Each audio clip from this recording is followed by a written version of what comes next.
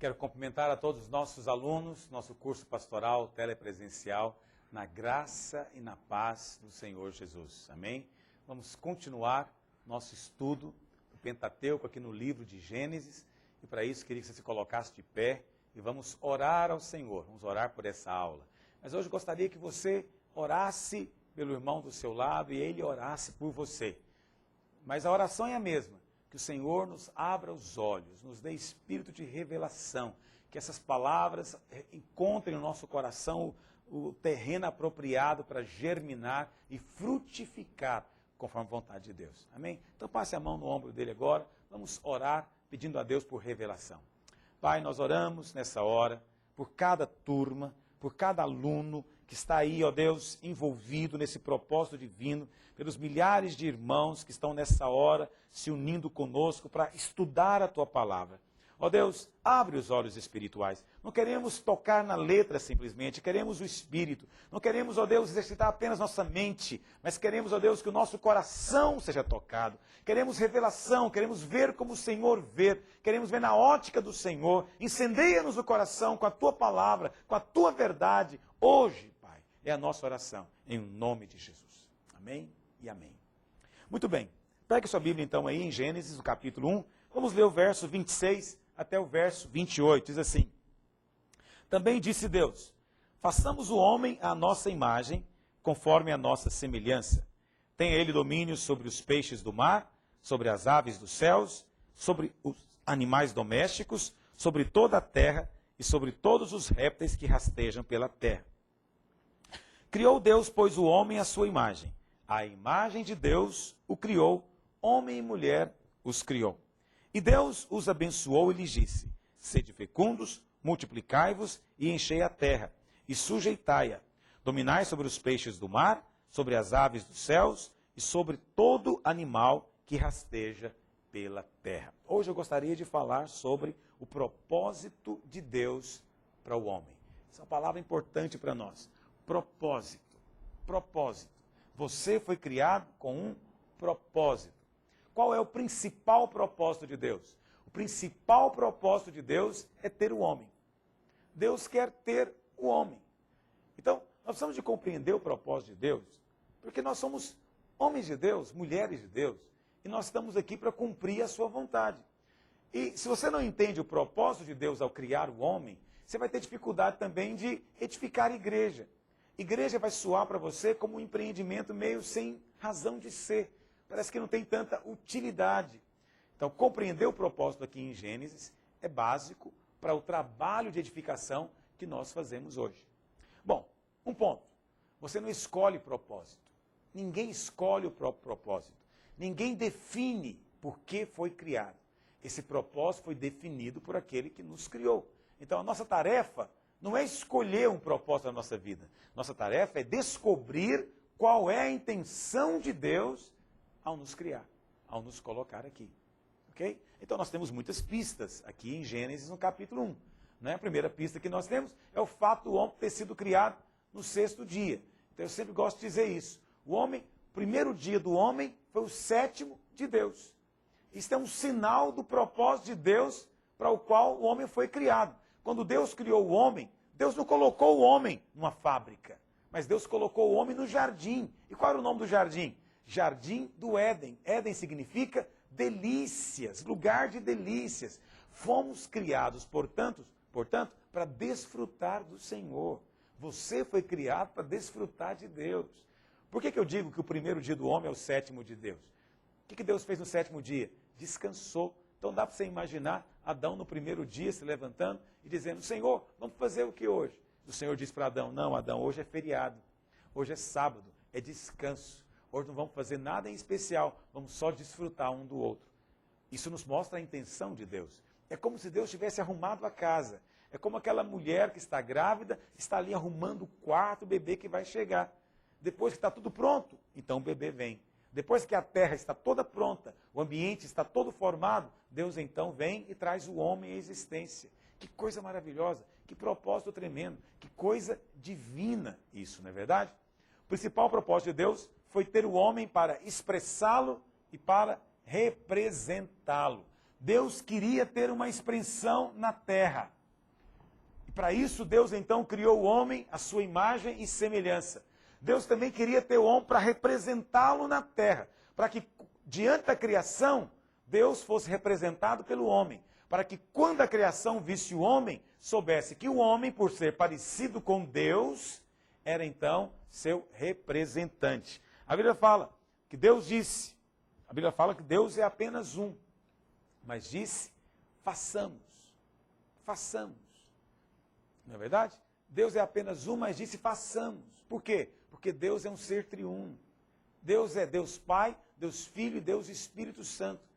Não é verdade? Mas é interessante que na Bíblia de Jerusalém diz que o homem é um, mas Deus disse, dominem sobre a terra. Dominem. Por quê? Porque também o homem foi criado um ser triuno. Ele é só um indivíduo.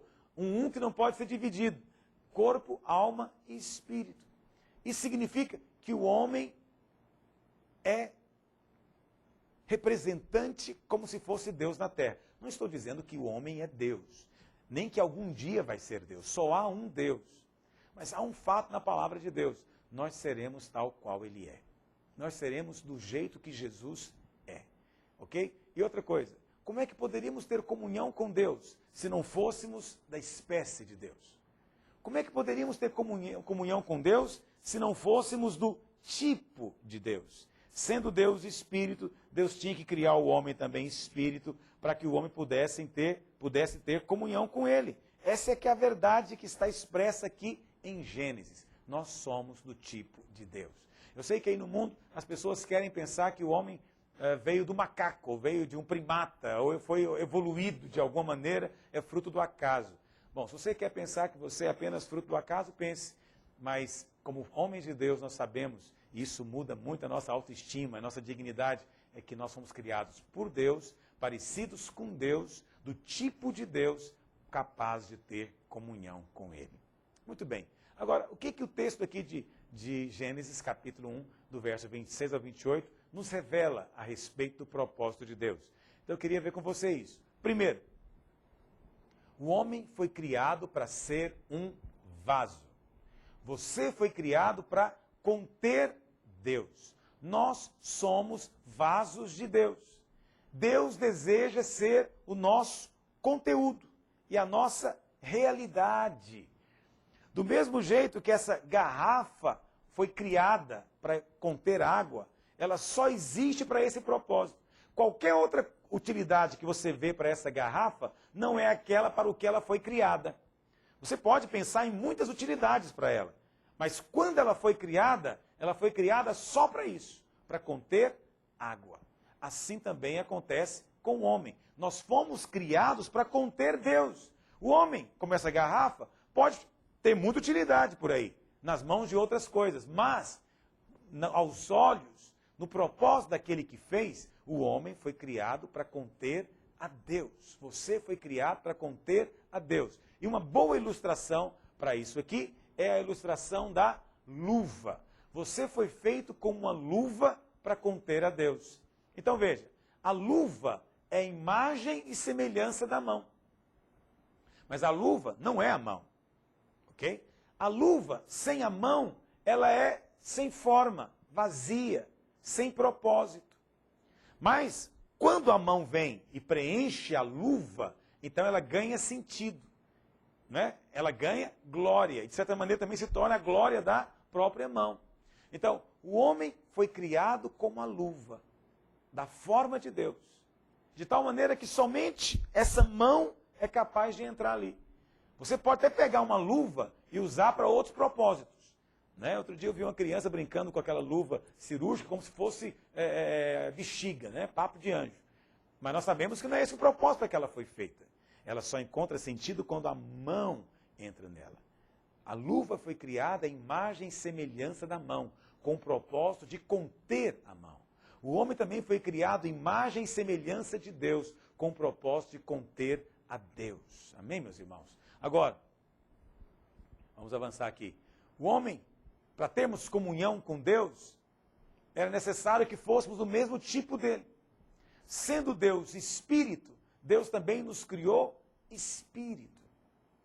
Nos criou do jeito que ele é. Amém, meus irmãos? Então, presta atenção numa coisa. Você foi criado para ser cheio de Deus. A sua vida só tem sentido se você for cheio de Deus. Uma luva sem a mão, ela é vazia. E nada vai preenchê-la apropriadamente. Nada vai se encaixar nela. Uma coisa acontece com o homem. Só Deus pode preenchê-lo. Só Deus pode completá-lo. Então Deus criou o homem dessa maneira, de tal maneira que o homem não encontrasse satisfação em outro lugar.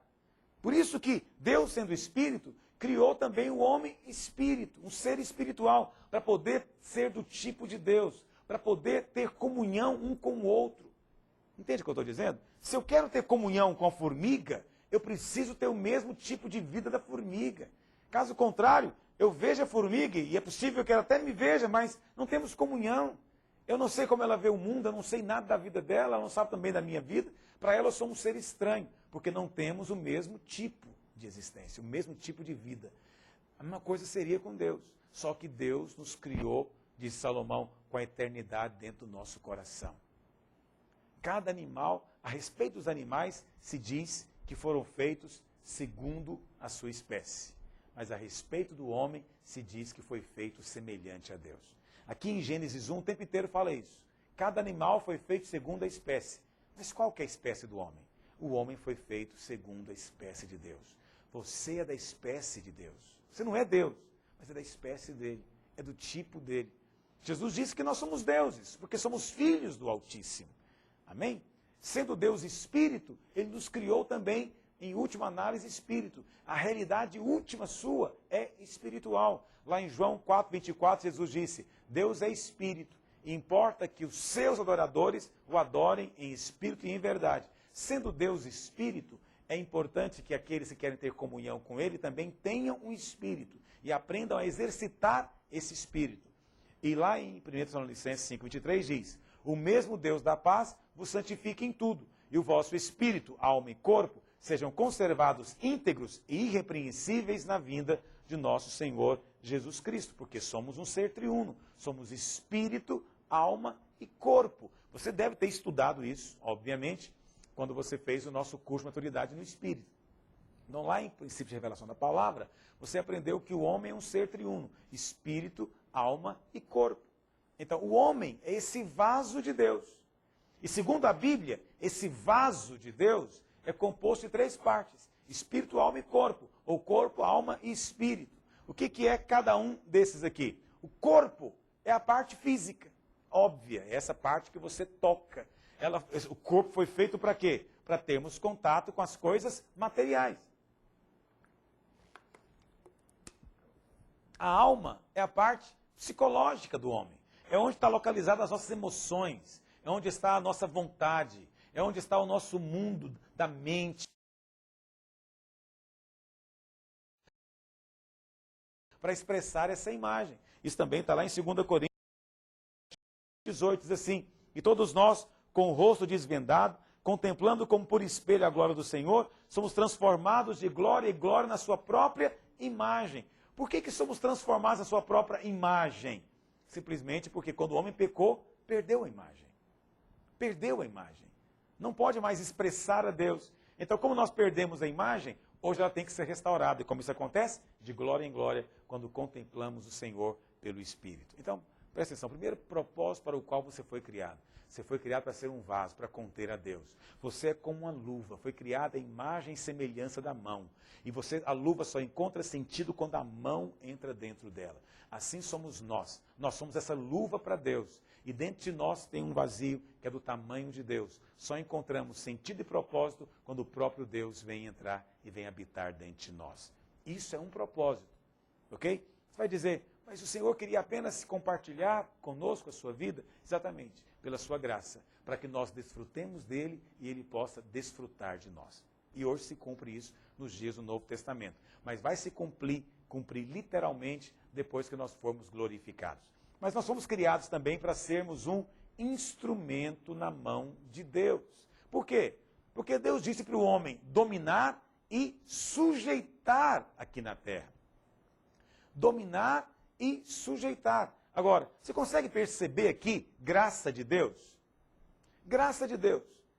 Deus não precisa de nada nem de ninguém. Deus criou todas as coisas com a sua palavra. Para Deus basta ordenar e as coisas simplesmente acontecem. Deus não precisa de ninguém. Estevão disse que Deus não é servido por mãos humanas. Eu nem sei explicar por que Deus tem anjos, porque ele não precisa de anjo também. Por que ele precisaria de anjos para poder servi-lo? E, no entanto, esse Deus, que é todo-poderoso, todo-suficiente, resolveu nos criar para sermos seus instrumentos e nos chama de servos, seus cooperadores. Cooperadores. Nós somos cooperadores de Deus. Ok? Isso é muito importante. Mas, em que o Senhor quer que nós cooperamos com Ele? Lembra disso? Você, num certo sentido, foi criado para resolver um problema de Deus. Antes da criação do homem, como nós vimos aqui, Lúcifer já tinha caído e já havia se tornado o quê? Satanás. Então ele havia trazido rebeldia sobre a criação de Deus. E a Bíblia fala então que ele foi lançado na terra. E a terra então tornou-se agora o único lugar do universo onde a autoridade de Deus é questionada. Por isso, num certo sentido, você foi criado para resolver um problema de Deus. Para dominar e sujeitar algo ou alguém que está fugindo ao controle e ao domínio do reino de Deus. É para isso que você foi criado. Por que tem que dominar? Porque tinha alguém fora do domínio. Por que tinha que sujeitar? Porque tinha alguém que não estava se sujeitando à autoridade do rei. Então, Deus vem e dá para o homem autoridade para exercer domínio como se fosse o próprio Deus.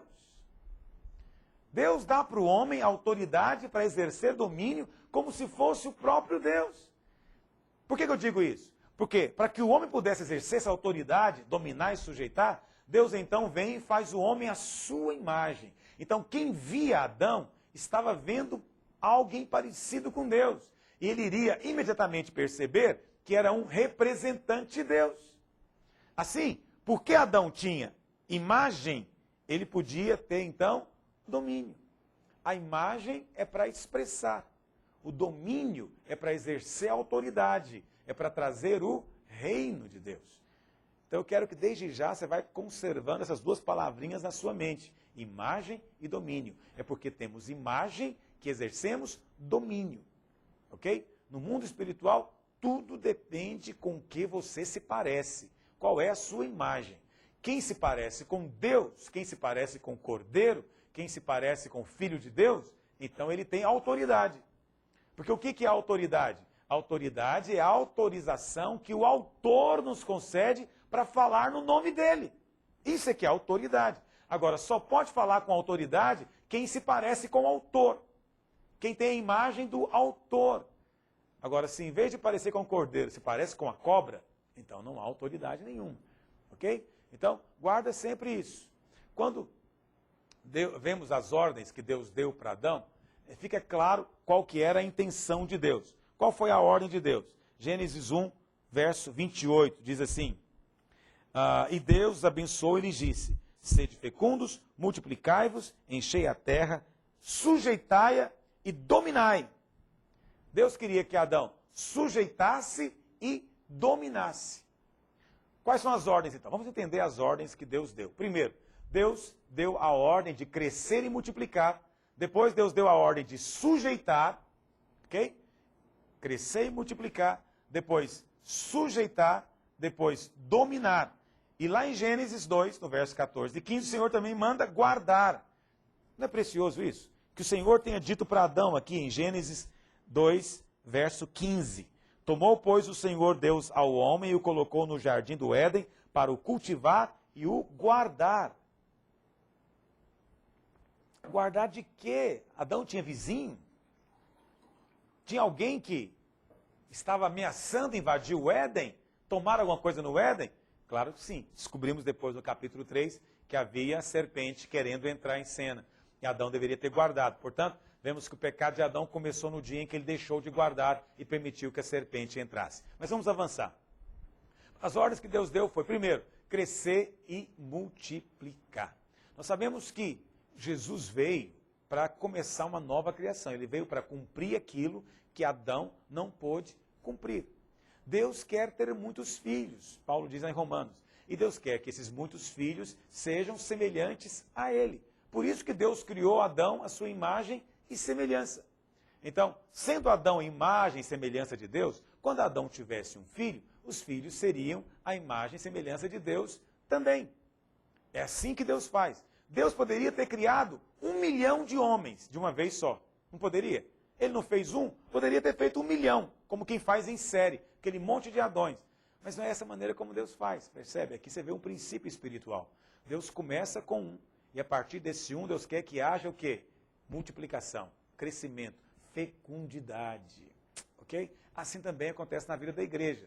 Deus poderia fazer as coisas sempre assim em série, mas Deus faz gerando um, para através desse um gerar todos os outros. Ok? Então Deus aqui está mostrando o que é o seu propósito.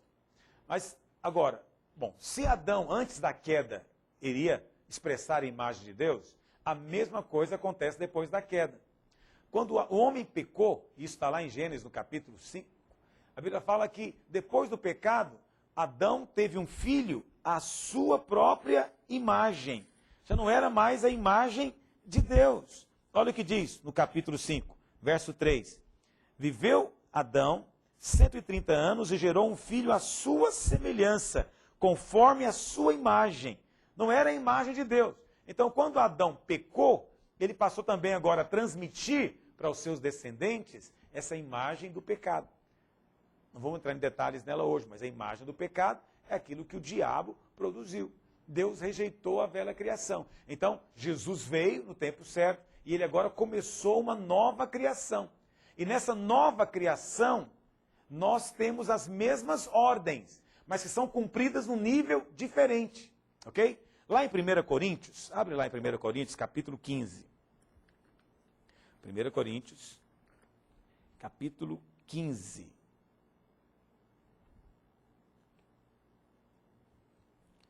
1 Coríntios, capítulo 15, no verso 45. Olha o que a palavra de Deus diz. Pois assim está escrito, o primeiro homem, Adão, foi feito alma vivente. O primeiro homem foi feito alma vivente. Lembra disso? Adão é alma vivente. O último Adão, quem é o último Adão? Cristo. O último Adão é espírito vivificante, ou seja, espírito que dá vida. O primeiro Adão é alma vivente, o último Adão é espírito que dá vida. Mas não é primeiro o natural espiritual, e sim o natural, depois o espiritual. O primeiro homem formado da terra é terreno, o segundo homem é do céu. Como foi o primeiro homem o terreno, tais são também os demais homens terrenos. E como é o homem celestial, tais também aqueles que foram gerados dele, que são celestiais. E assim como trouxemos a imagem, como nós lemos lá em Gênesis 5, de Adão caído, natural, terreno, vamos também trazer a imagem daquele que é celestial. Então, do mesmo jeito que Deus deu a ordem para Adão crescer e multiplicar, ele também dá para nós a ordem hoje. A ordem hoje é para crescer e multiplicar. Só que hoje, o Senhor não está mais interessado simplesmente em almas viventes. Ele está interessado em pessoas que sejam espírito vivificantes. Ok? Ou seja, pessoas que agora tragam em si a imagem de Cristo. Por isso, hoje, o crescer e multiplicar é gerar filhos espirituais. Filhos espirituais. Adão é da velha criação, alma vivente. Jesus é da nova criação, espírito vivificante. As ordens que foram dadas para Adão são cumpridas na esfera natural, mas as ordens que nos são dadas hoje em Cristo, elas são cumpridas na esfera espiritual. Você, eu, todos nós também recebemos a ordem de crescer e multiplicar. Mas não entenda isso de maneira natural. Isso é na maneira espiritual. Por isso o Senhor falou lá em Mateus 28, 20, ide por todo o mundo e fazei discípulos de todas as nações, batizando em nome do Pai, do Filho e do Espírito Santo. Lá em Marcos 16, 15, ide por todo o mundo e pregai o evangelho a toda criatura. Nós estamos aqui para gerar filho. Um ministério que não se empenha no crescimento, na expansão, em ganhar, em gerar, não entendeu e nem está cumprindo o propósito de Deus. Presta atenção nisso. O reino do diabo está estabelecido aqui nesse mundo. E nós hoje somos instrumentos de Deus para desfazer as obras do diabo aqui. Mas isso só acontece quando nós pregamos o Evangelho e geramos vidas. Ou seja, crescemos e nos multiplicamos, expandimos, espalhamos.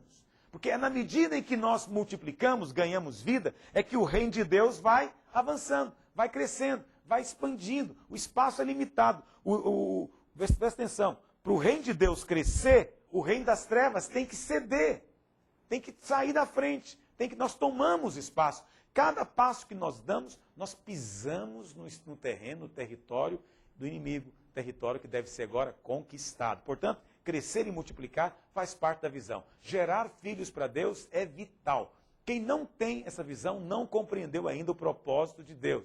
Muitos querem apenas fazer coisas para Deus e ficam envolvidos em muitas atividades e nunca geram filho algum para Deus. Isso não os incomoda nem gera crise. Está errado. Isso é um problema. Segunda ordem que foi dada a Adão foi sujeitar. Então, há uma diferença entre o problema de Deus e o nosso problema. O problema de Deus e o problema do homem. O problema de Deus foi o quê? A queda de Satanás. Satanás está usurpando a autoridade na terra. Ele é chamado de príncipe deste mundo, mas Jesus é que tem toda a autoridade nos céus e na terra. Portanto, ele é um príncipe que está usurpando. Ok? Agora, o homem tem um problema. Qual é o problema do homem? É que o homem caiu. Ok? O homem caiu. E ele precisa hoje receber salvação. Quando você prega o evangelho, você está resolvendo o problema do homem, em linhas gerais. Mas quando você expulsa demônios e cura enfermos, quando você nega a si mesmo, quando você vence as tentações do inferno, quando você não cede ao pecado, você está fazendo algo mais. Você está sujeitando as obras do diabo. Lembra disso? O problema do homem é que ele caiu e precisa de salvação.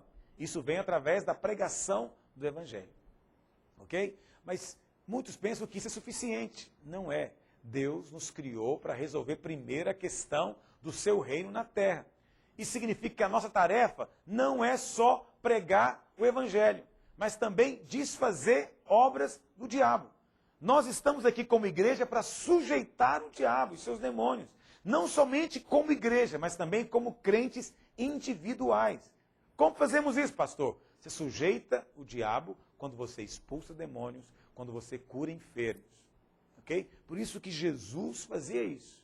Ele fazia essas coisas. E quando ele curava enfermos, expulsava demônios, ele dizia, é chegado o governo, é chegado o reino de Deus. Por isso a igreja hoje também tem que confrontar as obras do diabo. Cada um de nós tem que aprender a subjugar o diabo em todas as áreas da nossa vida. Temos que sujeitar o inferno em todas as esferas da nossa vida. Por isso que o Senhor nos fez instrumentos e também nos deu armas para isso. Nós sabemos que temos o nome de Jesus, que temos a espada do Espírito, que é a palavra de Deus, temos o próprio Espírito Santo, temos a confissão da palavra, são armas que nós usamos, temos o sangue de Jesus, amém? Então o alvo de Deus é que o seu reino venha sobre a terra. Esse é o alvo de Deus, que o reino venha sobre a terra. Jesus disse lá em Mateus, no capítulo 16, ele falou para Pedro, dar-te-ei as chaves do reino dos céus. O que ligar na terra será ligado no céu, e o que desligar na terra vai ser desligado no céu. E lá em Romanos 16, 20, Paulo fala o quê? Que o Deus da paz em breve esmagará Satanás debaixo dos vossos pés. Ok? Está claro isso? Então o problema do homem é que ele caiu, precisa receber a salvação. Quando nós pregamos a salvação, resolvemos o problema do homem. Mas o problema de Deus é que houve rebelião. Satanás está na terra, usurpando a autoridade divina. E Deus quer que o reino seja estabelecido aqui. Para isso, a sua imagem é restaurada em nós. Sua vida flui em nós. A sua autoridade, então, é expressa. Porque onde tem imagem, vai ter autoridade. Aí o Senhor quer que nós sujeitemos o inimigo. E que possamos vencê-lo em todas as circunstâncias. Não deixando que ele leve vantagem em nenhum momento. Por isso, quando você nega o ego, quando você adora a Deus no Espírito, quando você louva o Senhor, quando no meio das circunstâncias você exalta o nome do Senhor, você está sujeitando o diabo. Quando você expulsa, quando você quebra as opressões do inferno, toda a expressão de orgulho satânico do ego, você está sujeitando a Satanás e manifestando o reino de Deus. Você está aqui para isso, para sujeitar. Agora é interessante que o texto diz que Adão deveria sujeitar. Agora, o que ele tinha que sujeitar? Olha o que diz. Primeiro, dominar, aliás, né? Os peixes do mar, as aves do céu e todo animal que rasteja sobre a terra. Então, primeira coisa, dominar. Aliás, terceira ordem, dominar. A esfera, portanto, de domínio do homem está aqui envolvida. Né? Peixes do mar, aves do céu e animais da terra. Os três níveis, o mar, a terra e o ar. São coisas simbólicas. O que o mar simboliza? O mar simboliza morte, lugar de habitação dos demônios aqui nesse momento em Gênesis. A Bíblia fala, inclusive, lá em Apocalipse, que o mar não vai existir mais. Apocalipse 21:1.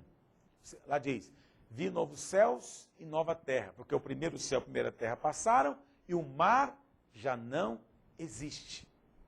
Por que o mar não existe? Porque o mar aqui simboliza ação maligna. É uma questão de símbolo, ok? A terra. A terra também é campo de atividade de Satanás. E os animais que rastejam em toda a Bíblia, claramente simbolizam aqui. Então, por que o Senhor falou? Você vai dominar sobre o que rasteja pela terra. Olha o que diz. Verso 26. Tem ele domínio sobre os peixes do mar, sobre as aves dos céus, sobre os animais domésticos e sobre toda a terra e sobre todos os répteis da terra. No verso 28 diz, tem ele domínio sobre os peixes do mar, as aves dos céus e todo animal que rasteja pela terra. Vê que o Senhor especificou os peixes do mar, as aves do céu e os animais que rastejam pela terra. Ok? No mar, simbolizando a ação de demônio. No ar, porque Efésios diz o quê? Que existem os príncipes das potestades dos ares. Efésios 2, verso 2. Nos quais andaste outrora, segundo o curso deste mundo, segundo o príncipe da potestade do ar. Daí o Senhor diz, lá aqui em Gênesis, que o homem teria que dominar sobre as aves do céu. E lá depois, na parábola de Mateus 13 também, Jesus disse que aquelas aves que vêm para roubar a semente são demônios, é do diabo. Vê que coisa? E o terceiro nível aqui é a terra. Nós sabemos que os animais aqui que rastejam, não é? São todos eles simbólicos, todos eles. Os peixes do mar, aqui estão simbolizando as criaturas que vivem na morte. As aves do céu simbolizam demônios, que como na parábola do semeador, eu falei para você, roubam a semente do coração do homem. E os animais que rastejam, aqui está falando de quê? Serpentes e escorpiões. Serpentes e escorpiões, como está em Lucas 10, verso 19. Eis aí vos dei autoridade, Jesus disse, para pisar de serpentes e escorpiões, e todo o poder do maligno, e nada absolutamente vos causará dano. O Senhor nos deu autoridade. Essa autoridade está ligada aqui com o dominar. Vê que coisa séria. Está tão claro aqui. Talvez você não viu essas verdades todas em Gênesis. Elas estão aqui em forma de semente. Elas depois são desenvolvidas na palavra de Deus. De tal maneira que hoje nós temos a compreensão completa de todas elas. A quarta ordem que o Senhor deu foi de guardar. Então, lá em Gênesis 2,15 diz que o Senhor tomou o homem e o colocou no jardim do Éden para o cultivar e o guardar. Essa foi a última ordem. Deus falou para Adão, Adão, guarda. Na Bíblia, guardar e conservar também são ordens que são válidas para nós. Lá em Apocalipse 3,11 diz o quê? Venho sem demora, conserva o que tens para que ninguém tome a tua coroa. Por que você pode perder a coroa? Porque outros podem tomá-la. Ok? Então há que se conservar, tem que guardar. Eu penso que o pecado de Adão começou no dia em que ele não guardou. Ele permitiu então que a sua esposa, Eva, estivesse ali sozinha, junto com a serpente. Muito bem, eu queria ainda avançar para falar um pouquinho a respeito de imagem e domínio com você. Falar um pouquinho mais a respeito disso. Imagem e domínio. Imagem e domínio, eu falei para você aquela hora, são duas palavrinhas fundamentais. Na verdade, o ponto central aqui desse texto de Gênesis 1, 26 a 28, é imagem e domínio. O propósito de Deus, desde aqui de Gênesis com Adão, é que o homem tivesse domínio. Deus, então, queria dar a esse homem a sua imagem para que ele pudesse exercer domínio. Imagem e domínio são semeadas aqui como semente em Gênesis e se desenvolvem por toda a palavra de Deus. Em toda a Bíblia, você vai ver esse princípio sendo desenvolvido. E o que nos fala? Imagem e domínio. Primeiro, imagem e domínio nos falam de sacerdócio e realeza. Sacerdócio e realeza. Por quê? A principal função do sacerdote é levar pessoas a Deus. A realeza, por outro lado, tem a função de representar Deus diante dos homens. O primeiro ministério foi o ministério do sacerdote, mas o sacerdote introduz a realeza. Foi assim com Davi. A Bíblia fala que Samuel, que era sacerdote, ungiu Davi como rei. João Batista, que era sacerdote, apresentou, ou abriu, preparou o caminho para Jesus como rei. Por quê? Imagem e domínio tem a ver com sacerdócio e realeza. O sacerdócio introduz a realeza. Amém, meus irmãos? Nós hoje somos sacerdotes. E se nós formos sacerdotes genuínos, então nós também seremos introduzidos na experiência da realeza, de autoridade. É porque temos sacerdócio que temos imagem. Porque é quando você investe tempo contemplando o Senhor que você tem imagem. No Salmo 115 diz, tornem-se semelhante a Ele aqueles que o adoram. Ali falando de imagem, significa que quando alguém adora um ídolo, ele se torna como um ídolo. Mas quando alguém adora Deus, se torna parecido com Deus. O sacerdote é aquele que investe tempo diante de Deus, na presença de Deus. E por causa disso, então, se torna parecido com Ele. Imagem. E o sacerdócio introduz realeza. Por quê? Uma vez que tem a imagem, eu vou ter a autoridade.